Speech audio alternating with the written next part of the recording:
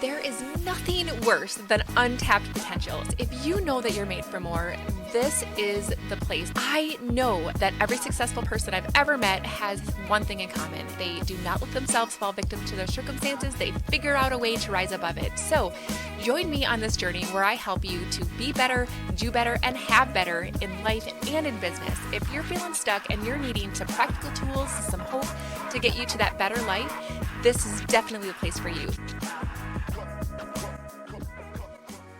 Everybody, I get a chance to welcome Stayc Simpson today. Notice that she is all decked out in her very, very impressive achievement that I can't wait for you to get into all the things that you're doing. But she and I have completely connected from across the country. Just feel like you're a long lost sister to me, girlfriend. And I cannot wait for people to get a chance to get to know you, know your heart, know all of the things that you've overcome and how you can inspire all of us. And so welcome to the UNSTUCK Podcast.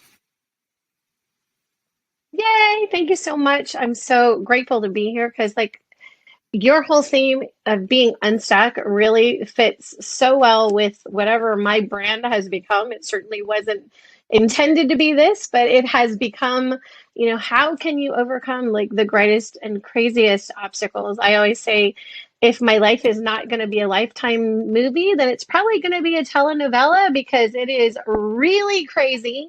And I mean, for most people, they'd be like, why don't you just give up? So I don't know what you want me to start off by saying, but let me know. Tell us a little bit about the sash that you're wearing. What is the crown representing? Where are you, tell us. What is it all about? So I am the reigning Ms. Achievement World. I started off as Achievement USA and represented the United States at the World Competition on September 17th and was lucky enough to win the world title. This system officially restarted a couple of years ago because it had kind of gone down. People, it's an online pageant, which I think is fantastic, especially fit with this whole pandemic world, which it was an online pageant years ago and then had gone away for a bit. And when it came back, I thought, oh my gosh, this is what I need to do because there's so much going on with the lockdown. Everybody was really having challenges. And I said, we need to kind of give people hope and let them know that despite being home and juggling all the different balls that we're juggling at home, you can still do amazing things and do community service. So this title is all about providing mentorship, education, and community service and being able to help, people with their stories. And I have a platform. It's called Smart with a Heart, and it has 4 different pillars. It focuses on education, and education for me is important because I am an educator and I have Asperger's. Then heart, Smart with a Heart is because I am a heart survivor. I have heart failure and I'm a national spokesperson for the American Heart Association. Then there's Echo, which is just realizing that I live in a planet that is clearly being damaged. I live in South Florida where we're having real issues with climate change. And then also cancer awareness, because I am a 3-time cancer survivor. I'm actually going through chemo right now with my 4th cancer. So it really was trying to be able to find a way to put all of that into one little space and still keep it broad so that people could talk to me. So there you go. That meant, fail to mention that you run a successful gymnastics studio. Yes, I do. I have 2 amazing businesses. I have a gymnastics studio, which we have 375 students right now. You would think in the middle of the pandemic that we would not be having, we have 275 kids on a wait list. So you would think in the middle of all of this that parents would be a little cautious, but we are in huge demand. We've had a wait list since 2017, which is fantastic. We moved into a bigger facility at the beginning of the pandemic, which everyone said, oh my gosh, why are you doing that? And I went, I don't know, we might. We'll try it. We'll see what happens. And then I also have, it's not really a podcast yet. It will be, but it's an internet show called Pageantry Now. And we get to interview the top pageant title holders from all over the world, similar to this. I've had Miss Universe, I've had Miss Earth, I've had, Miss USA, most of the title holders you ever heard of are going, yeah, let's go on Stacey's show. So I'm like, whatever. That doesn't make me any money, but it gives me a lot of fun to meet amazing new people. So I love that. Okay. So like, I don't even know, sometimes it's like, I don't even know how to start with this because you guys, Stacey and I have gotten to know each other. And I was just telling her before we started recording, like, I don't even know the best way to even start because her story is so inspirational and all the things that you've been through. And you said something even just a couple of minutes ago about how people say to you, oh my gosh, like, how haven't you just given up yet? And the thing that I, as you know why I started this podcast and how I wanted to just spread this thought, I guess, that we are all accountable for our own lives, right? That we have choices, that we can make the best of our circumstances and we can choose to rise above it. And you have just hit all of these roadblocks and you continue to keep showing up. So I want you to talk to us a little bit about some of the things that you've had to go through in your life, and you can be as vulnerable as you want to, but start to kind of give us an idea of who you are, Stacey, so that we can really understand where you came from and where you've been so that we can really learn from your experiences and how you can help us to all get unstuck.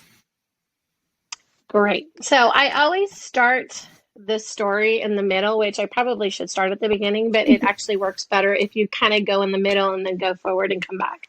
So the I don't want to say the first major roadblock I had, but the thing that was really the catalyst for all of the changes that happened to me. On September 11th, 1996, I was diagnosed with terminal lymphoma. I was 30 years old and I was given 8 weeks to live. I had just purchased my first business 6 months previous to that. And I was told by my business partner, well, you're going to get out of bed and go to work, or you're going to lose your business. So you decide what you're going to do. And I sat down with my doctors and I was like, hey, what are the options? And the doctor was like, well, we've got this new chemo that we'd like to try with you. Let's try it. But you're going to have to quit your job. Like, you can't work with kids and do this. And I was like, it'll be fine. Let me just explain to the kids what's going to happen. I'm going to lose my hair. I'm going to vomit, whatever, yada, yada, yada. Let's just do this. And remarkably, the new medication, 4 months later, I had a huge tumor attached to my heart across my chest, and I went from the corner of my shoulder and wrapped around my neck. Within 4 months of using this chemotherapy treatment, the tumors were gone. And then I did 3 months of radiation. So a year later, I was totally cancer-free, which is crazy, but still like going forward and just doing my thing. I had other issues that happened. I gained like 100 pounds because my thyroid was destroyed by the radiation. And then I think just emotionally, I was kind of like going through the motions. And then September 11th, 2001 happened. That changed everybody's world. It's always the date for me that goes, it's that day for me, because that was the day that blew my world up. Right. 5 years previous to that. But that really was a day where I went, OMG. Why am I here? Why do I have this opportunity? Why do I have the ability to be able to do this? Thousands of people are dead today. I need to have purpose. And I started looking for things to do. I started telling my story. I hadn't told anybody that I was terminal. I didn't tell my family. I didn't tell my friends. Nobody knew. So up until this 5-year mark, no one had ever heard me say those words. And I showed up to a Leukemia Lymphoma Society recruitment for team and training and went, 5 years ago, I was given 8 weeks to live, and to a bunch of strangers.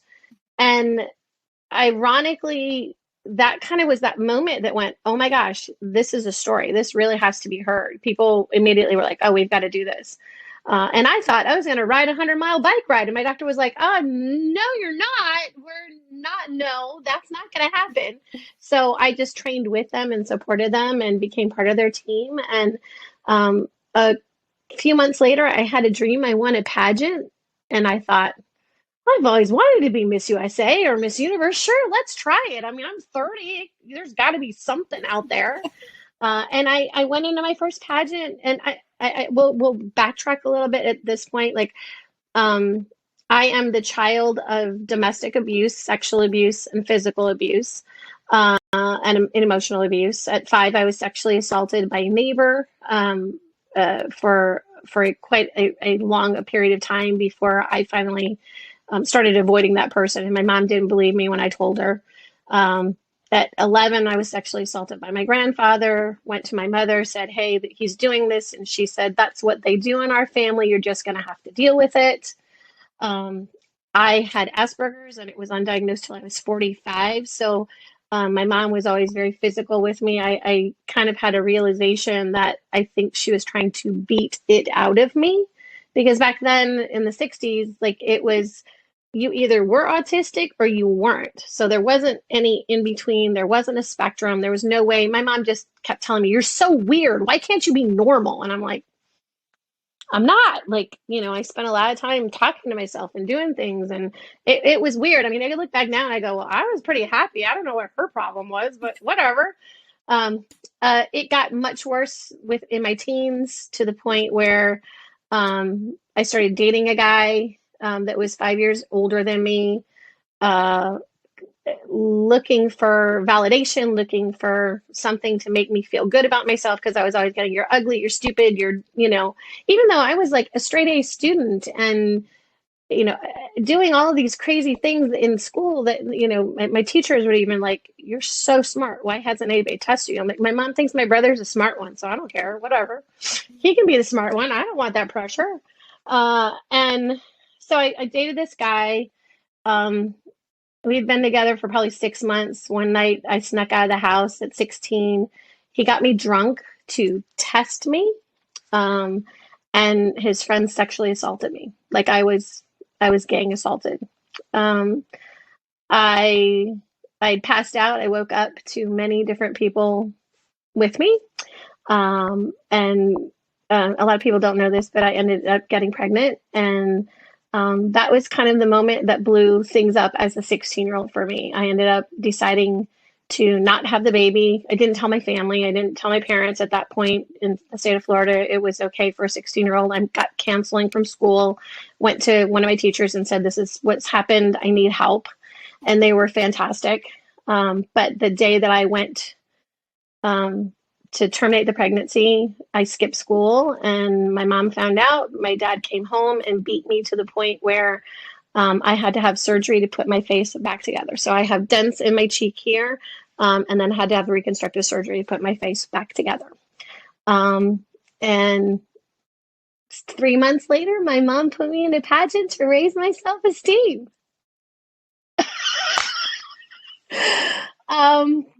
Probably not. I mean, I don't know now, like, what really preempted her wanting to think that that would be a great way to help me out. It did. It was one of the best things that could have happened to me, from the standpoint of, I learned to speak to people, to make eye contact. I learned how to socialize.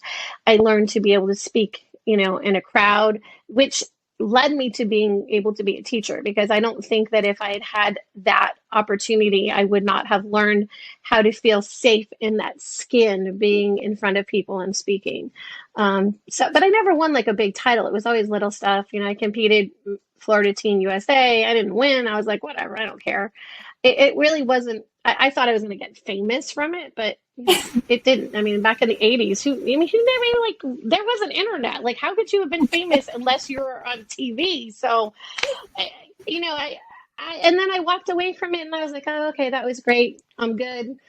So again, here at 35, I went, wow, let me do a pageant. Like, now I have a story. Now there's internet. Now I have the ability to share my story. And luckily, the first pageant I went into, I won a state, went to nationals and placed in the top 2, which was fantastic. Even with falling on stage, like, I pulled a full Sandra Bullock, like the whole thing, and got up and did the hair toss and was like, well, that's it, man. We'll just do what we're going to do. And I mean, it was cool. Like, I started out trying to find the place I belonged. Mm-hmm. I mean, and I guess this is kind of where I belong. So over the last 20 years, I've won multiple national, international titles, all with the intent of being able to tell people my story and get on a stage. Like, I've got this blingy thing. Look at me. Hello. Look at. So it does. So it opened up a lot of opportunities. I've been on national, international TV, national, international radio. And I always say maybe one person is in a place right now where they just cannot get past it. And they're going to hear my story and go, oh, snap. So that's, and that's heart failure from the chemo and the radiation. I mean, there's lots of things that you've had to endure. And it's like you guys that are listening to this are probably sympathizing with me. You're like, where do we even start? But I want to go back to, so many times I hear stories of people who have gone through even just one of those sexual assault experiences that you had, and they literally shut down. And for whatever reason, like you just keep coming back. And then, then your cancer, you were told that you were terminal. And other people might just decide that, all right, well, I'm just going to pull up the covers and call it a night, right? But you didn't. You're just like, no, like I'm going to show up to work. I'm going to do my thing. I have to ask you, like, do you feel like you were just born with this grit inside of you? Was it something that you learned? Was it something that it just slowly developed each time you were having to handle one of these obstacles? I want to get inside your head. I don't know. Like I say sometimes that having Asperger's was my superpower because it allowed me to really, I've been in therapy. So don't misunderstand. I've been in lots of therapy, lots and lots of therapy. I just now at 54 got a therapist that I totally gel with, and we got each other. So like it took that long, for me to really find someone that I felt safe with, because most therapists would just look at me and go, you're lying to me. There's no way that this happened to you. Or why did you not commit suicide? Or why are you not, institutionalized? And I'd be like, I'm here talking to you. Maybe you can help me out. But I think because I compartmentalized with the Asperger's, that kind of allowed me to put little things into places where I didn't necessarily have to deal with them. They were there and I would see them and I relive them over and over with different instances. But the ongoing thing, and I tell you, like when I was a kid, I grew up in Detroit, so I was like super into Motown. Yeah. I danced around my bedroom in the middle of the night pretending I was Michael Jackson's little sister. Like I was like, I'm going to be, and this was before like Janet had ever been big. Like nobody knew who she was. So all I knew is that I was one of the Jackson 5's little sister. And like this world of pretend that was so dynamic in my head really enabled me to like shut things out that I think would have probably been detrimental to me. And as I got older, it's not that world of pretend, it still exists. I'm super creative, but I think that really enabled me to kind of go, no, we can do this. And that's really, even with my oncologist, with my first cancer, I've had 3. So I am on my 4th cancer right now, going through chemotherapy again. My 2nd, 3rd, and 4th are caused as side effects from my original chemotherapy treatments. And then, like you said, I do have heart failure as well as coronary artery disease from the chemotherapy, and then the mass radiation that I had to have.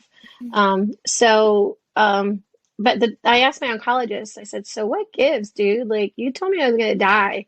And he said, you did not give up.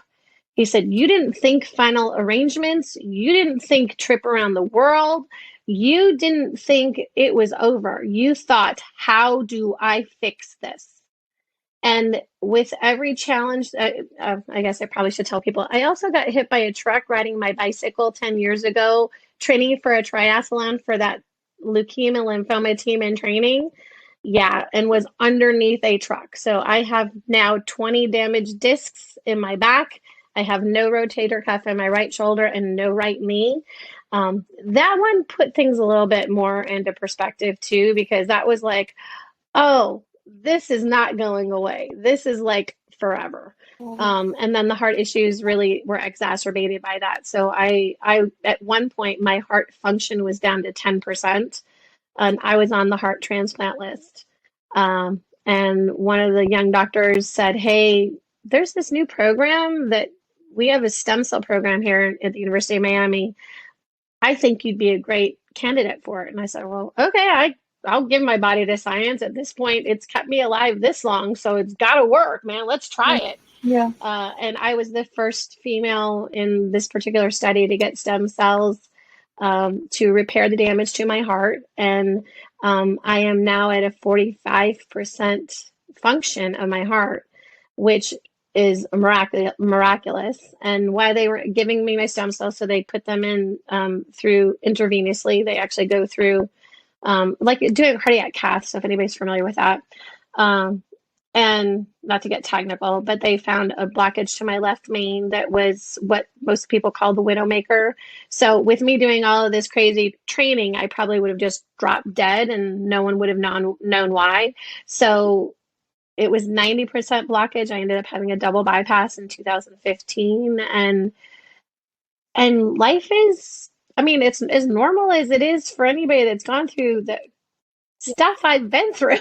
Okay, so Stacey, all right. So we are going to take a brief break, and I'm going to talk to our audience about the social media course that I have coming up. But after we get back, I want you to start to talk to us about where, if somebody's listening to this and they're stuck, and they might be listening to this and they're like, but I've never been through all the things that Stacey is. So, and then we get into a mind cycle like, well, why aren't we stronger? At least that's happened to me anyway. I want you to help our audience to give them practical tools that you've used in the past to help them get from where they are now to where they want to be, because you are so stinking inspiring. So let's come back right after this, and I can't wait for everybody to get to hear all your tips and tricks.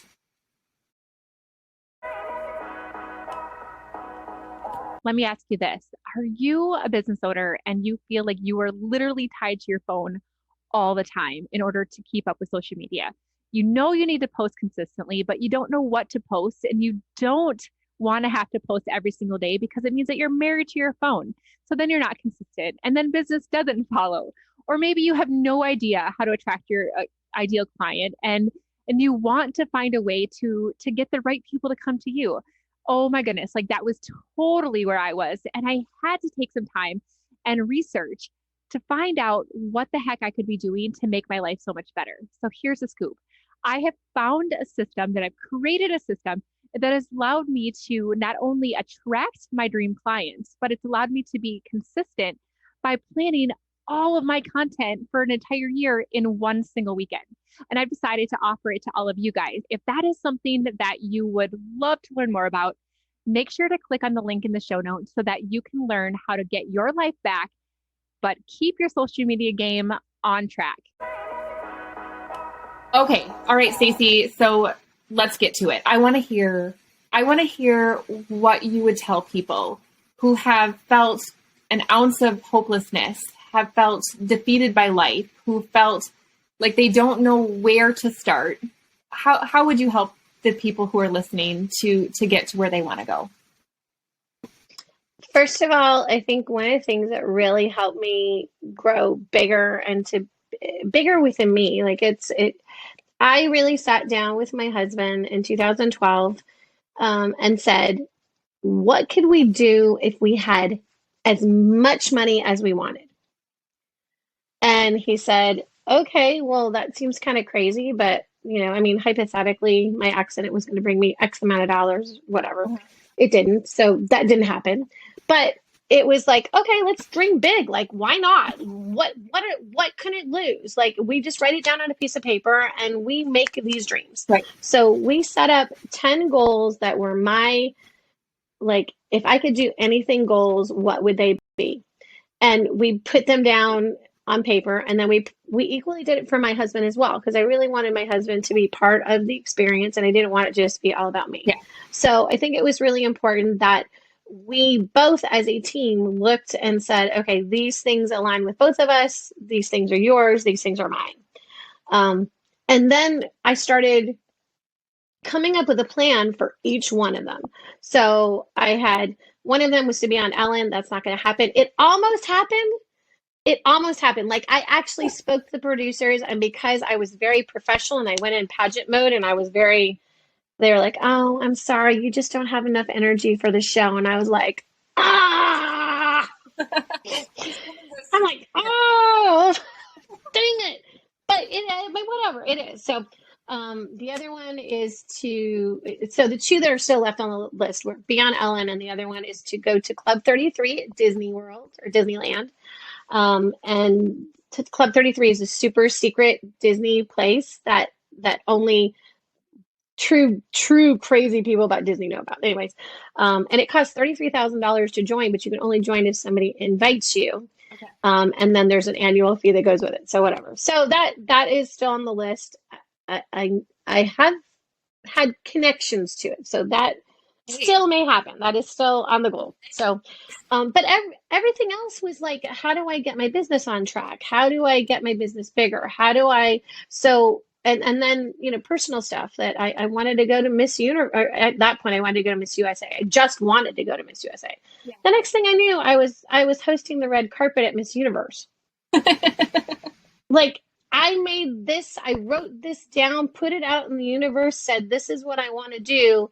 And 3 years later, I was hosting the red carpet at Miss Universe. Like, so I think that writing it down, putting it out in the universe, dreaming big, and then starting to break down each one of those goals one piece at a time. So for Miss Universe, I started looking for opportunities to be able to connect with the Miss Universe organization. Started doing like little reporting for another pageant outlet.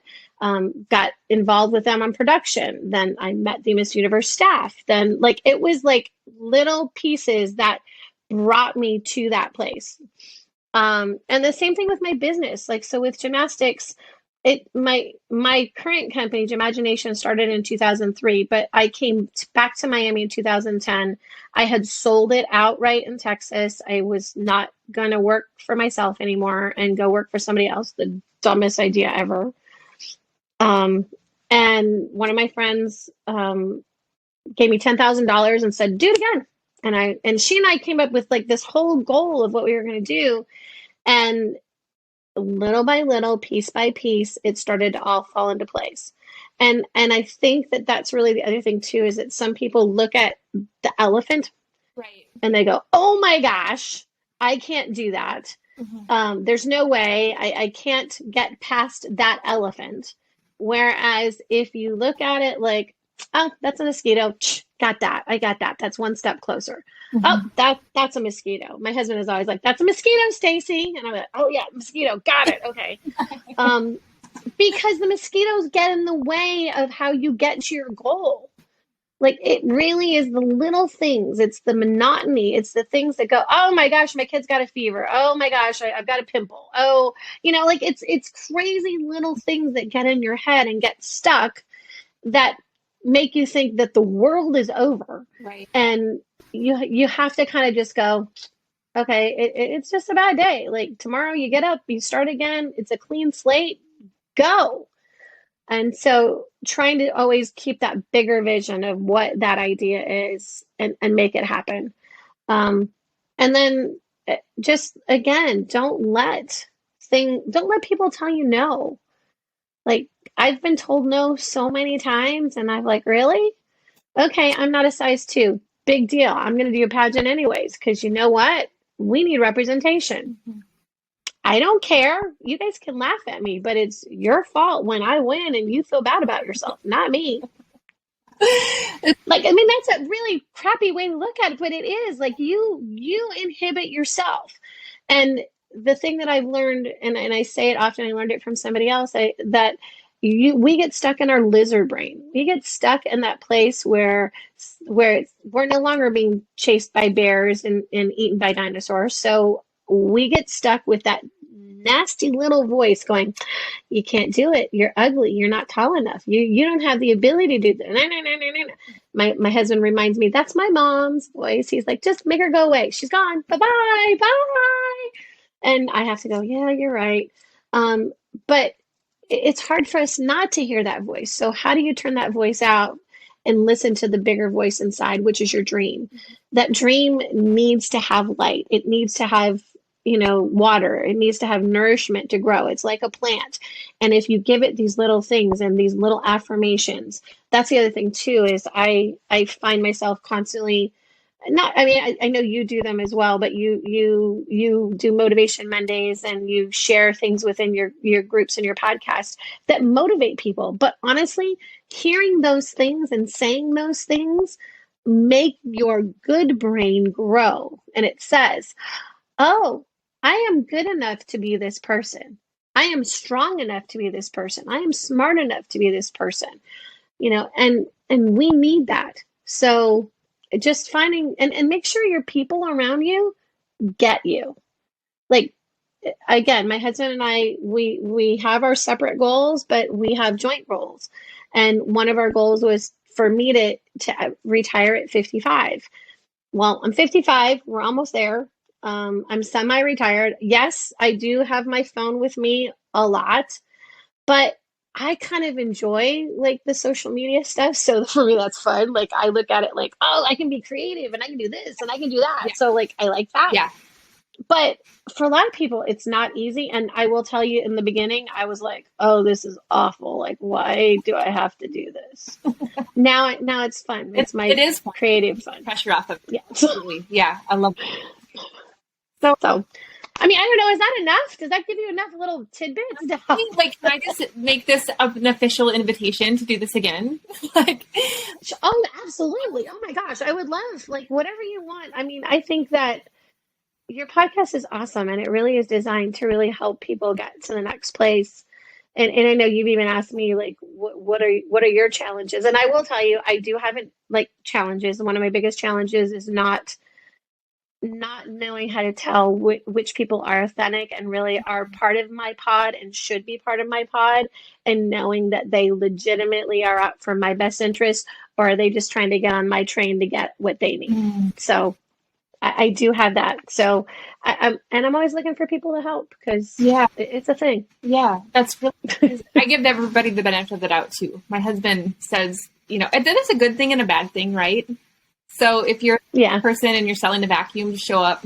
I'll let you in. I'll probably buy it. It's true. Like I pretty much, like, my friends are always like, why are you like so trusting? You shouldn't be. And I'm like, well, I don't know. Like, until they prove me otherwise, like, why not? And it's burned me quite a few times. So that, like, that is one of the things that, from the outside looking in, I'm in awe of you. And you could have this chip on your shoulder. And I've shared this with you, that a part of the reason why I started this podcast also is because my grandma, who was like one of the most important people in my life, had gone through a lot of hard things, but yet she was the most positive, uplifting, hilarious, like amazing woman, never had that chip on her shoulder. And yet other people sometimes will have a setback, a mosquito in their life that they didn't swap away. Instead, they let it just rest right here on their shoulder. And it really just tore them down their whole lives. And you've said that you just always have kept a good attitude. And I'm sure that you've had hard days. I'm sure you've had days where you were just like, what now? But you keep going. And it sounds like you have a amazing husband that's that good person in your ear that says, remember, that's a mosquito, and keep going. He's number 4. So it took some really bad train wrecks to get to him.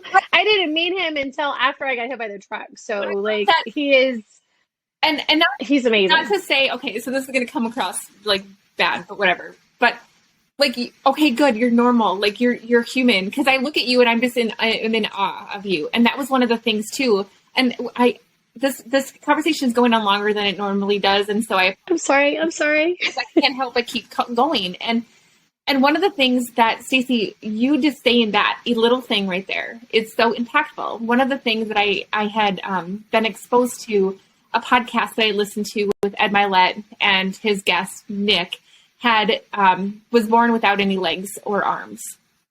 And he was so stinking inspirational. And I just remember thinking like, wow, like this guy has this mindset that I just, this is so amazing. And he made this comment about how his friends wanted to take him out downtown Miami and go clubbing for his birthday. And even him, in his amazing mindset, said to himself, I don't want to go. Like, who's going to ever talk to me? I'm a freak. And those are his words. And he ended up going anyway. And I'm like, oh my gosh, like, thank you. Thank you for making me feel like these people that I look up to and that I revere so much are human. And I think that was one of the things that I wish I would have had a conversation with my grandma and just been like, tell me about your bad days too. Because I think sometimes we put they're on a pedestal as well. Bad days are, I mean, I'm not going to lie. Like, there's a lot of them. There are days when I don't get out of bed. I certainly don't put on makeup. I don't wear a crown, obviously, although I probably would for, just because why not, man? If I could be Tinkerbell or Cinderella, why not? Yeah. But those, I think I consider those my reset days. Like, those are the days where I get to be human. And I say, I hate quoting I don't hate quoting movies. I quote the movie Parenthood often. The little grandmother is going, oh my gosh, would you want to go to the amusement park and just be on the merry-go-round that goes around and around and around and have that just be your life? Or wouldn't it be more fun for you to go on the roller coaster because you've got the lows and the highs, and then they come down and they go up, and that's what you experience it. And that's what makes the highs so much better. So you can't have the really good highs without having the really good lows. It's otherwise you're stuck. You are stuck. You're on the merry-go-round going, that's it. I have goosebumps. Like, I can't even think of a better way to end this conversation. And I will say, though, one of the things I always ask my guests is to give us a question that you would love people to think about or ponder to help them move from where they are now to where they want to go. Always think to yourself, what is your dream?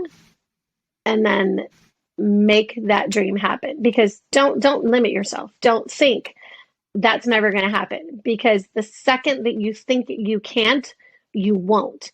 But the moment that you say, I can do anything, and I say this in my classes, we say it in gymnastics, we do not use the can't word. It's a bad word. Your brain locks on that. So just say, I can do anything. I can do anything. I can do anything. Set on your dreams and just do it. You can do it. Oh my gosh. I love that. Thank you so much. Thank you so much, sweet friend. My pleasure. For us to continue to chat. Bye. Yay. Thank you so much for listening to the UNSTUCK Podcast. I am so grateful to be on this journey with you. And don't forget to check out the show notes if you want to get into my private club, the Better Club, to be able to learn better ways to be better, do better, and have better. So until next time, keep showing up. Let's get unstuck together. Have a great day.